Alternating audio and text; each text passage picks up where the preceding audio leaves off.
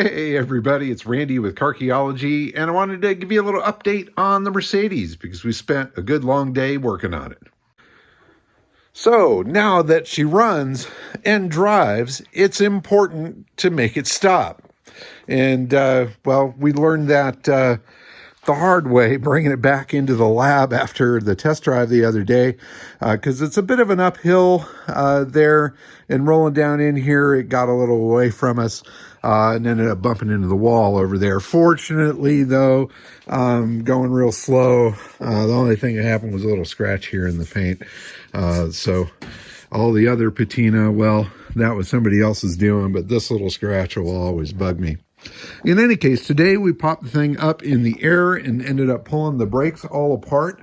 The brakes on these things are massive. It's a 16.5-inch drum, front and back. Absolutely huge. Everything seems to be in really good condition, though, which is nice. So I'm starting to go through the process of cleaning everything. We got the backing plate cleaned up there. I went through, cleaned up all the hardware here for that.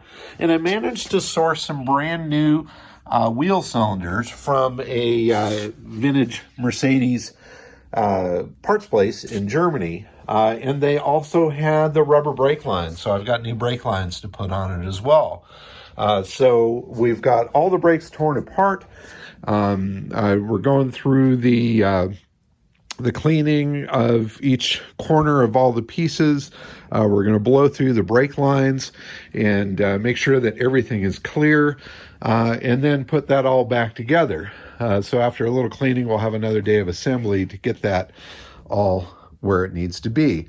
Now, the other challenge ahead is the master cylinder.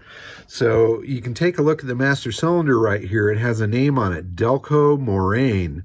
Now, in my research, I don't believe this is the original master cylinder for this car.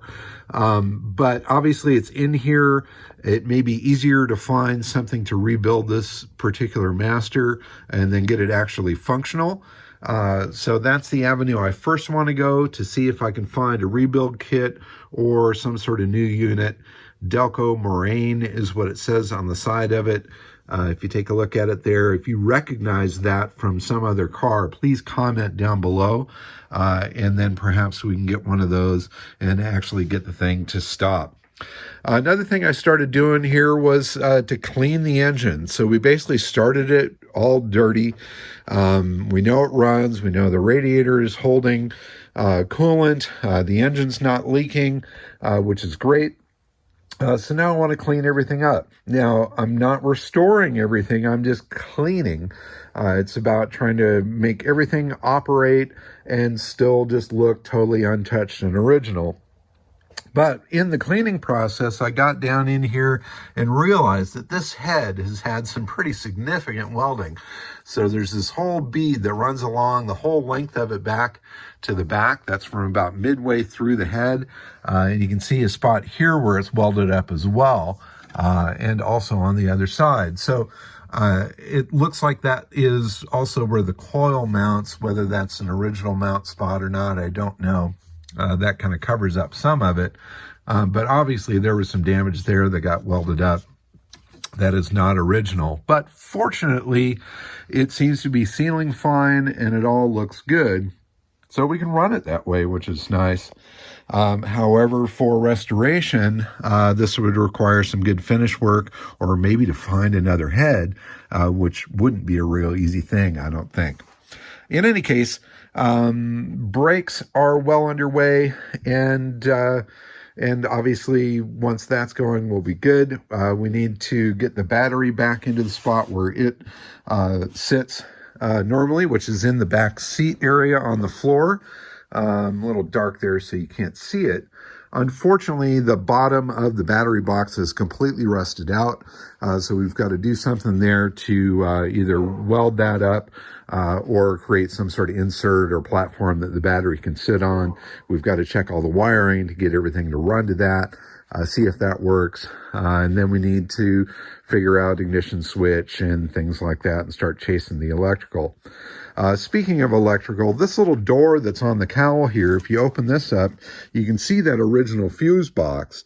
And on the fuse box, you can see all the markings of what the different systems are for.